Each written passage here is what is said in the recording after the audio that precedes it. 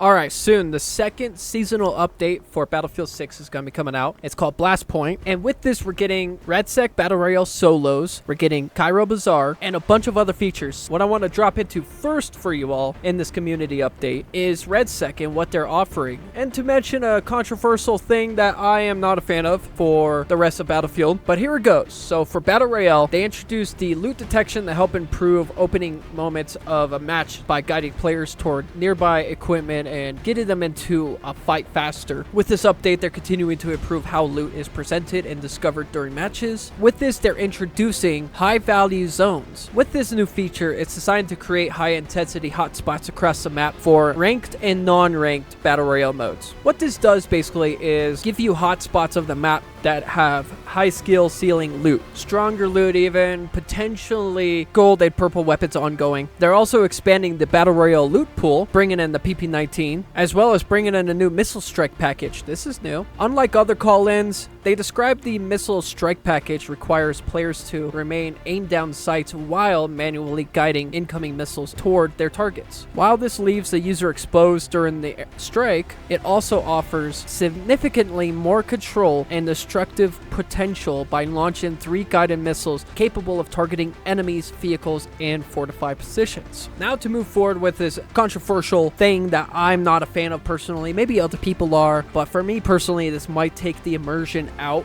from the game. We'll see when the update comes up, having gameplay. So what they're doing is they're scaling the visibility improvements with the upcoming update for 1.3.2. And as you can see in this example, the characters are brightly lit around their environment, so you can see them more clearly. I guess this will be okay, especially for players coming into the franchise that are new to the franchise, coming into Battlefield 6 from other franchises. I can understand this being an acceptable thing to bring into the game if they're wanting a wider audience to keep the attention with playing Battlefield 6 for as long as possible. This is a good move. For me personally, this might ruin the immersion, but I'm not too sure yet. I don't have any gameplay into this for details on if it's good or not. This is more of a personal preference for me. I'm not a fan of it, but for you guys that are new to the franchise especially, this will be a great addition to the game. Now I kind of want to move on to Portal. I'm going to kind of scramble this around for you all to get an idea of what we're expecting. I'm highlighting all the portions. I'm not going to go too far in depth and read every little detail, but I'm going to give you as much description as I can for this video to make it as fast,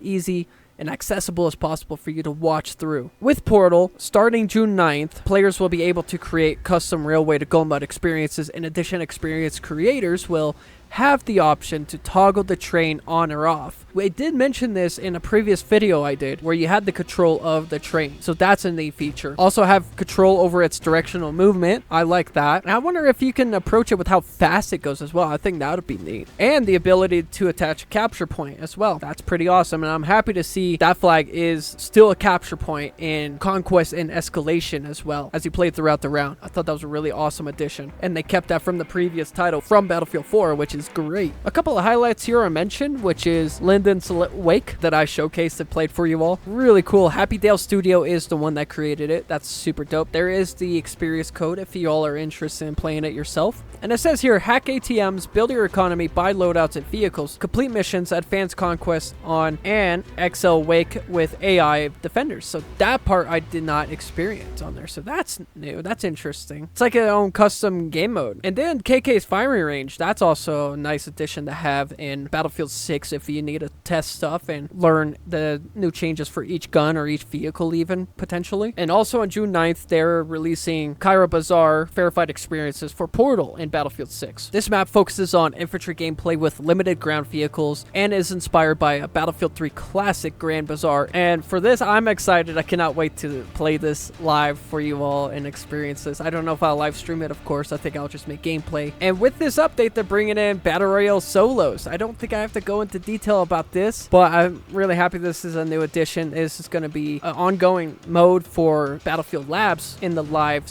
section of Battlefield 6 for the whole community to play publicly, so we could give them our feedback and ongoing. They're making adjustments to progression. Since launch, they've continued to make adjustments to progression, pacing across Battlefield 6, especially throughout Season 2, they mentioned. One of the biggest areas they focused on is making progression feel smoother and more more rewarding earlier in our play sessions, helping players unlock meaningful loadout options faster and spend less time working through slower opening tiers. I actually did experience this a lot playing Season 3 so far. I was able to get the M16A4, the L115, and the RPK-74M all the way up to Mastery 50 already for all three of those guns. And comparing this to Season 1, the progression is 2.5 times faster on average. And players have mentioned that unlocking primary weapon attachments have been roughly 50% faster than before. Ongoing with the portable mortar, apparently this has been a big discussion since the launch of the game. I'm still flabbergasted that they keep talking about this equipment in Battlefield 6 and how many people are complaining about it or loving it and wishing it doesn't change. It's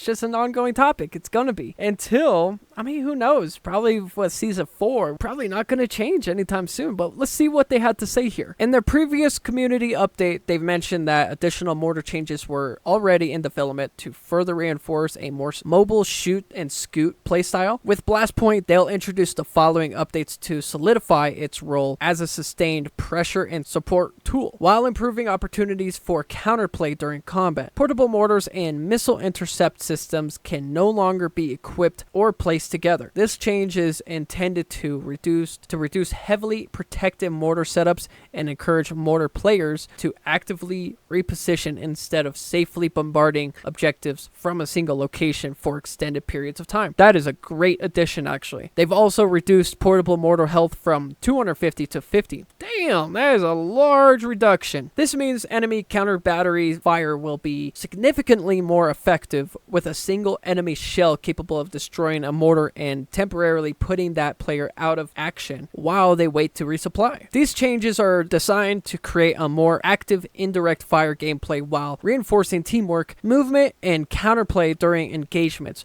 Spray paints, that's a new addition. We saw that in the trailer for Season 3. They're introducing sprays in Blast Point, giving players a new way to express themselves across the battlefield. Whether you're making a captured objective, celebrating a hard-fought squad wipe, or leaving your mark before pushing into the next fight, sprays add another layer of personality and player expression during matches.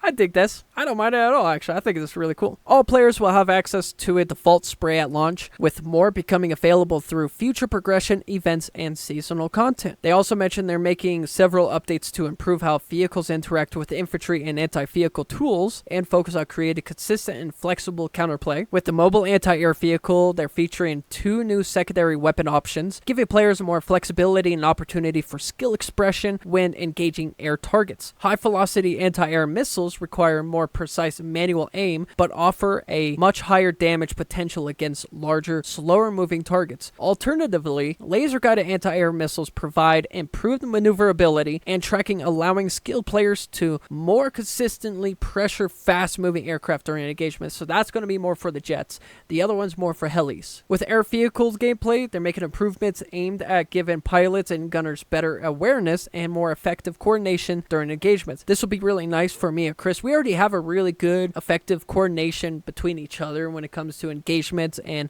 what's coming at us and what we're facing up against. So the fact that they're improving on this even more is actually a nice addition. They're increasing a height of the minimap camera for aircraft, expanding the area covered by the minimap while flying and improving your ability to track activity across a wider area, called the radar system upgrade. This will become equipped by default on all attack helicopters instead of occupying a customization slot. This allows pilots to maintain radar awareness without sacrificing other equipment choices. To replace the radar system in customization, they're introducing thermal optics as a new upgrade option. Let's go. A lot of talk has been going on about this, and a lot of people missed how there was no thermals for the gunner seat, especially and the pilot seat for the attack helis as they were introduced in Battlefield 4. Well, now it looks like we are getting them, so I'm super hyped about this. And this is going to be a new upgrade option in your loadout for your attack helis. This enables a thermal camera for your gunner when they zoom in, helping them more effectively identify and track targets in a variety of combat scenarios. So it looks like this is only going to be an option for the gunner role in the attack heli. And moving on to Cairo Bazaar, the new map we're receiving in the next seasonal update for Blast Point coming out on June 9th. As we all know, this is the classic map remade and remastered and remodified from the map Grand Bazaar in Battlefield 3. There's a lot more improvements to gameplay flow and destruction especially. So it's going to be a very similar map, but not quite the same. It's going to feel brand new. And with this, we're getting the new game mode, Obliteration, from Battlefield 4. Don't know if this is going to be limited or permanent. I hope it's permanent. And then later on, we're getting Squad Obliteration, which I don't have to go into explanation about that. And that's about it for this upcoming update. Be ready on June 9th for this, and all this will be available to you. They're also releasing a new Battle Pass tier system and a couple of other little things here and there. And if I didn't mention, I will mention in a YouTube short or another video. Ladies and gentlemen, like the video. I hope you all enjoyed. Subscribe if you're new. Whoa, voice crack. Subscribe if you're new. I love you all, and I'll see you in the next one. Peace.